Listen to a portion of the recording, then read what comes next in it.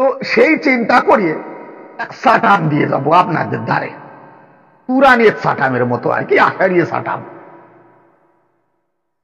একটা খাল এক গ্রামের মধ্যে দিয়ে বইয়ে যায়, তার দুই ধারে দুই পালোয়ান রয়। দুই পালোয়ান কিন্তু আবার বন্ধু। তারা আবার মনে মনে করে বিবেচনা, একজন আর একজনকে আড়াতি ফাললি কিন্তু খারাপ হয় না। এই চিন্তা ভাবনা করিয়ে এক পালোয়ান যায় আর এক পালোয়ানের দ্বারে, যাইয়ে দেখে ওই পালোয়ান বাড়িতে নাই। তখন এই যে পালোয়ান তার বাড়িতে যায়, সে মনে মনে ভাবে আমার এই তো একটু সুযোগ পাই।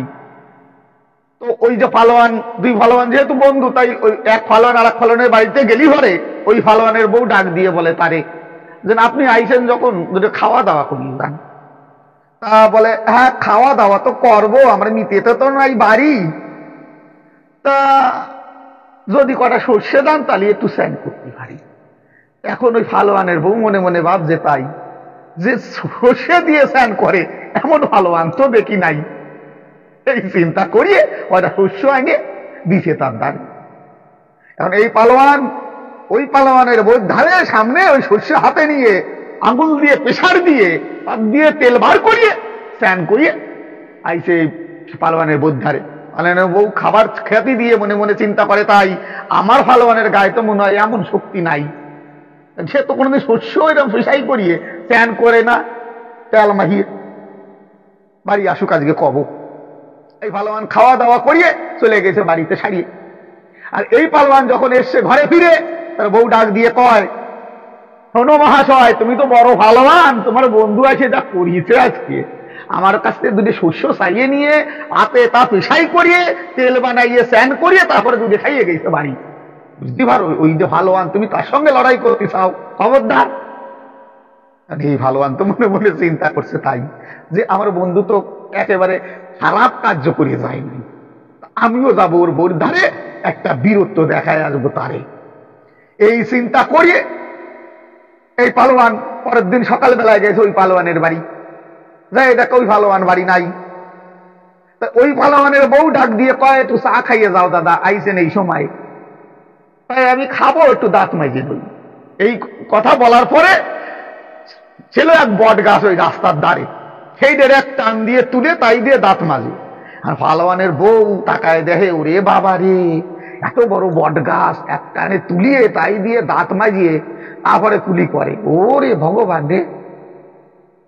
এই পালোয়ান তারপরে তার দ্বারা তো চা খাইয়ে বাড়ি যায়। এই পালোয়ানের বউ মনে মনে করে বিবেচনা, আমার পালোয়ানের গায়ে মনে হয় এতখানি শক্তি হতে পারে না। এই চিন্তা করিয়ে ওই পালোয়ান যেই আসে বাড়ির ভিতরে, ডাক দিয়ে তার বউ কয়, তোমার বন্ধু আইছিল সকাল বেলায়, সে আসিয়ে কি করেছে, ওই বট গাছ টানিয়ে তুলে নিয়ে তাই দিয়ে দাঁত মাজিয়ে চা খাইয়ে যায়, তোমার গায়ে কি এতখানি শক্তি হয়? খবরদার তার সামনে লড়তে যাও বছর। এই পালোয়ান এই ফারেতে ডাক দিয়ে কয়, এ পালোয়ান, তোর গায়ে কত ক্ষমতা রে, বট গাছ তুলে দাঁত মাজিয়ে আমার বৌরি ভয় দিয়ে গেছিস, আয় আজকে আমি তোরে দেখাবো, আমরা দুইজনে মারামারি করবো, একটা কিছু হইয়ে যাবে আজকে। ওই পালোয়ান লাভ দিয়ে এই ফারে চলে আসে। আসার পরে দুইজনে বলে চল আমরা যাই মারামারি করতি। তো মারামারি করে গ্রামের মধ্যে করলে তো আর কাজ হবে না, গ্রাম সুরা ভাঙিয়ে চুরে তছনছ হতে পারে। তাই ওই দুই বৃহৎ পালোয়ান জঙ্গলের মধ্যে গিয়ে যুদ্ধ করবে এই চিন্তা করে। দুইজনে এই চিন্তা করে চলে যায় বনের ভিতরে। বনের ভিতরে গিয়ে যুদ্ধ আরম্ভ করে। বলে আমরা তো যুদ্ধ করব, এখন আমাদের যুদ্ধের ঠেলায় কতগুলো গাছপালা যে মরিয়ে যায় এর তো ঠিক নেই। তাই ভাই এক কাজ করি, আমরা ওই ওই যে একটা হাতি রয়েছে দাঁড়াইয়ে, ওই হাতি দ্বারে দইয়া নিয়ে ওর পিঠির পরে বসিয়ে পড়িয়ে আমরা কুস্তি লড়ি, তাহলে কিছু হবে না। মানে এই বড় পালোয়ান তারা যে হাতির পিঠি ওঠে, সে হাতি কত বড় অতি হয় আপনারা একটু ভাবিয়ে দেখেন মহাশয়। তো সেই হাতির পিঠিয়ে উঠে দুইজনে মিলে কুস্তি লড়তে থাকে। এখন হাতির পিঠে উঠে দুইজনে কুস্তি করতে থাকে, এই সময় ওই জঙ্গলে এক বড় বট গাছ রয়। সেই বড় বট গাছের পরে এক ঈগল ফাঁকি বসিয়ে পড়িয়ে ওই দুই পালোয়ানের মারামারি কিন্তু দর্শন করে।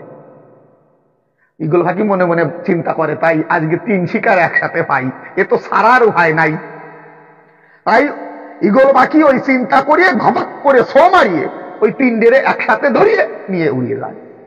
আপনারা বসে আছেন যত সুদীজন আছে, চিন্তা করবেন একটুখানি মনে মনে, যে যে পালোয়ানরা শস্য রিসাই করতে পারে, যে পালোয়ান বট গাছ দিয়ে দাঁত মাজতে পারে, সেই পালোয়ান হাতির পিঠে উঠে লড়াই করে, সেই হাতি সমেত পালোয়ান সমেত যে ইগল ধরিয়ে নিয়ে উড়িয়ে যেতে পারে, সে কত বড় হয়। আচ্ছা, এ তো ইগলে উড়িয়ে যাচ্ছে।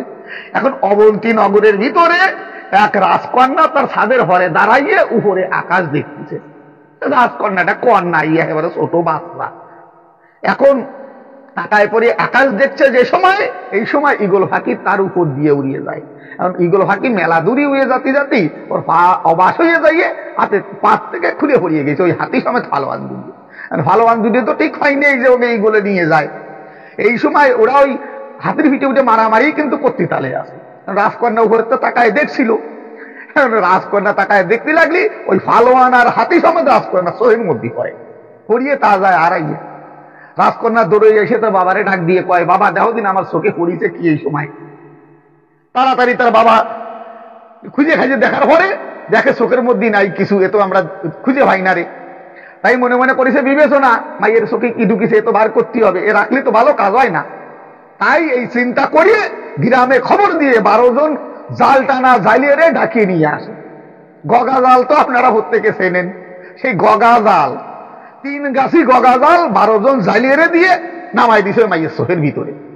সেই গগা জাল টানিয়ে সেই হাতি আর সেই পালোয়ান গুলোরে বার করে তার চোখের ভিতরে। মজায় আপনারা ভাববেন এই রাজকন্যা কত বড়, তার চোখ কত বড়, তার প্রাসাদ কত বড়, যে 12 জন পালোয়ান তার চোখের মধ্যে ঢুকে যাইয়ে জাল টানিয়ে ওই হাতিয়া পালোয়ান রে বার করে আনতে হয়। বাবা রে বাবা, এই যে কুরআনের মধ্যে ওইরকম গল্প, এই যে যদি বিশ্বাস না করতে পারেন এ সাটাম, আমি কইয়ে দিলাম এটা কিন্তু সাটাম, আচারিয়ে সাটাম। আর এই সাটাম শুনে যদি আপনাদের বিশ্বাস হয় তাহলে বুঝতে হবে কুরআনের কথা হয়, আরে খাঁটি সত্যি কথা হয়।